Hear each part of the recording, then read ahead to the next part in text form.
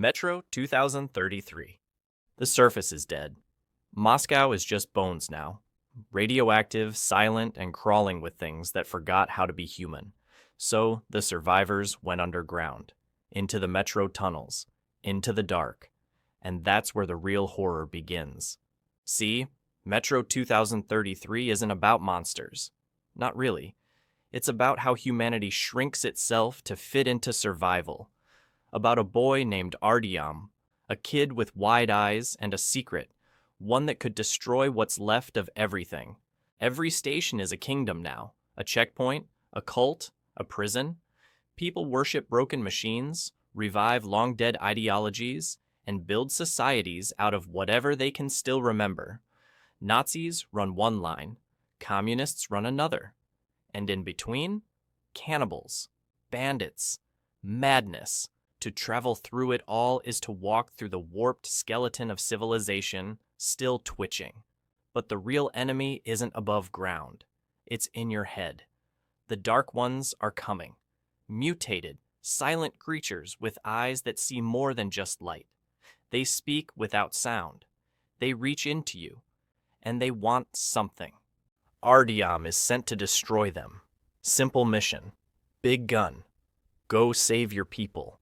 But every step forward makes him question if the enemy is really what he's been told, if the monsters are even monsters, or if the real virus is the fear that made everyone crawl into holes and call it home.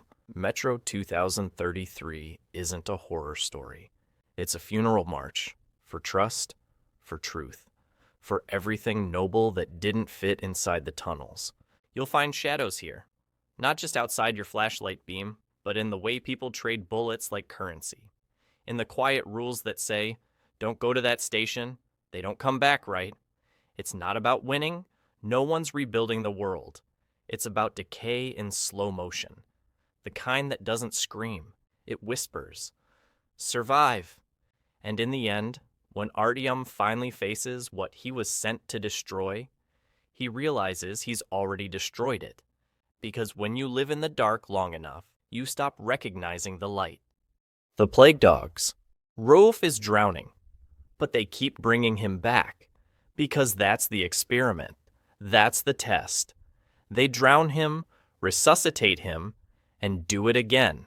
Not to cure him, not to learn something vital, just to see how long it takes before his mind snaps. Next door, Snitter's brain has already been tampered with. They cut into it. Adjusted it. He's not even sure what's real anymore. Voices whisper. Hallucinations bleed into sunlight. And somewhere, deep down, he knows. He's broken. Both dogs escape. That sounds like a victory, right? Two animals breaking out of a research facility in the English countryside. A glimmer of hope. But there's a catch. Rumor spreads that the dogs might be infected. With something dangerous, maybe the plague, maybe worse. And so the countryside turns cold. Villagers become hunters, helicopters hover, and men with rifles close in. Rolf and Snitter don't understand the rules. They don't know what plague is. They just want to live, find scraps of food, sleep in the grass, maybe find someone kind. Instead, they're hunted like monsters. And here's the horror. The book never lets you forget they're just dogs. They don't have grand plans. They don't know why this is happening. They only know hunger, cold, fear, and abandonment. Snitter still dreams of his old owner, the man who loved him, the man who vanished, the man who, maybe, threw him away. He doesn't know the truth, but he knows the ache. The Plague Dogs is brutal, not because of gore or death or violence. It's brutal because of its silence, because of how it portrays pain that can't be explained, suffering without meaning, animals that were loyal, now running for their lives because science wanted data. There's no villain in a lab coat twirling a mustache, just institutions, just systems that chew up life and call it research. And in the end, when the hills grow quiet and the dogs look out across the water, you'll ask yourself one question. What did they ever do wrong? Battle Royale. A classroom of 15-year-olds, laughing, whispering, passing notes. Then the bus windows go black. When they wake up, they're on an island, with steel collars on their necks, and one rule hanging in the air like a noose. Only one of you gets to leave. This isn't a war zone. It's a government program. Routine. Efficient. Every year, a random class is chosen, dropped into a death game, forced to murder their friends, their crushes, their seatmates. And it's televised. The collars will explode if they try to run. The zones change daily. The clock ticks down. And each student is handed a weapon.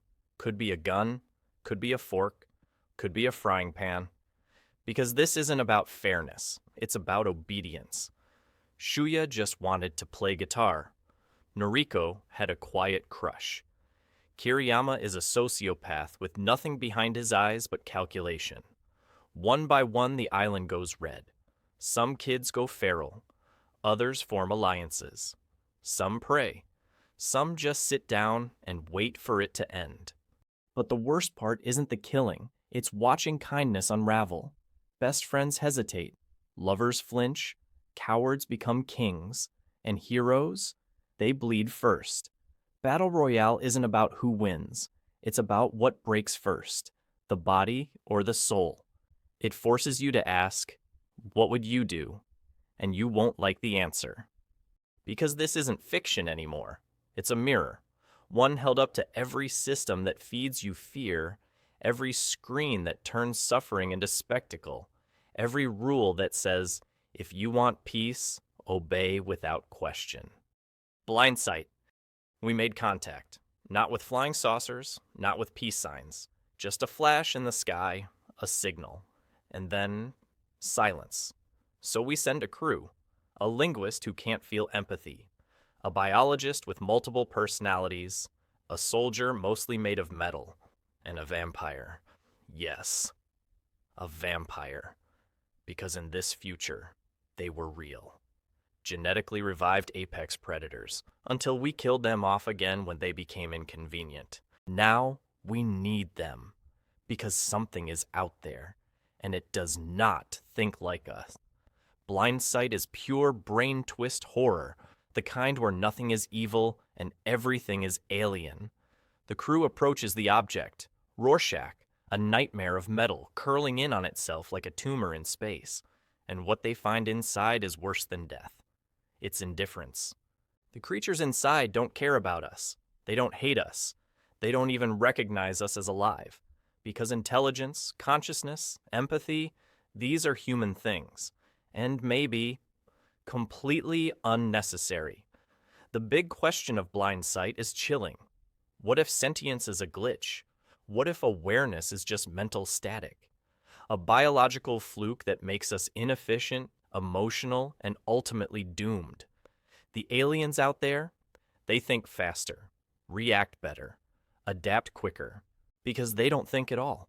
And as the ship's crew begins to fracture, paranoia, hallucinations, breakdowns, you realize the enemy isn't some big alien monster. It's the idea that we don't matter, that everything we built, language, love, self, is just noise in the void. Blindsight doesn't give you comfort. It doesn't tell you we're special. It just shines a cold light on the dark and says, look, something's moving. It's smarter than you, and it doesn't care you're watching. By the time the final logs are sent back to Earth, you'll want to scream, but no one's listening. And even if they were, they wouldn't understand. The meat. Welcome to Eburn.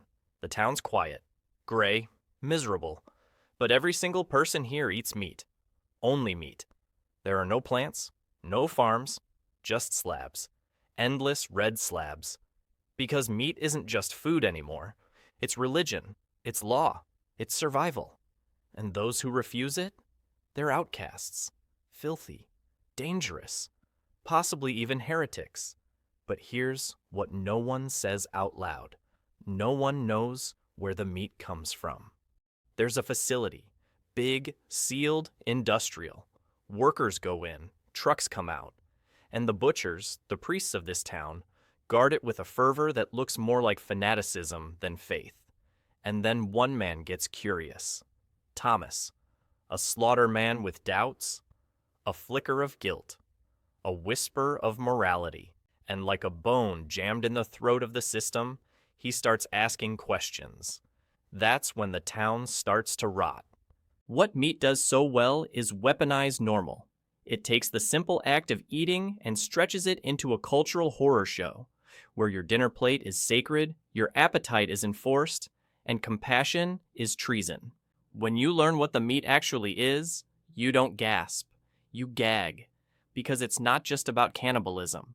It's about institutionalized cannibalism, systematized, sanitized, preached from pulpits, and written into law. No one remembers how it started.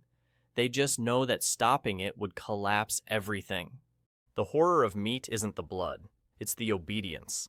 The way people will abandon empathy if the tradition is old enough. The way they'll worship cruelty if it keeps them fed. And the way they'll tear you apart if you dare say, maybe this isn't right. Tender is the flesh. The animals are gone, not extinct, infected. Their meat is toxic, their breath dangerous. At least that's what the government says. So society adapts. How? Simple. They legalize cannibalism. But don't call it that. It's not people. It's special meat. Bred in facilities, skinned in clean rooms, packaged and sold like luxury cuts of steak. And Marcos? He runs the factory. Tender as the flesh doesn't hold your hand. It takes you by the jaw and forces you to look. At the farms, the process, the normalization of the unthinkable. Babies raised without names, limbs sliced with surgical detachment, and conversations where morality isn't just missing, it's outlawed. Marcos isn't a villain. He's numb, broken. His wife is gone, his father fading, and his job?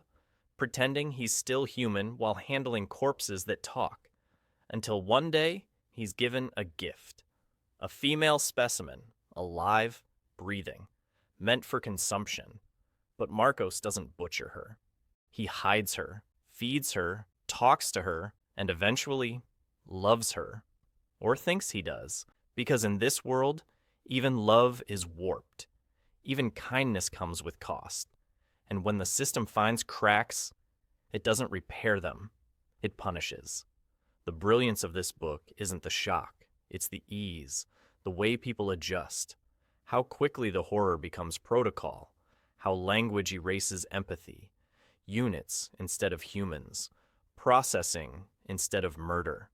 It's a world where compliance is comfort, and anyone who remembers the before is treated like a threat.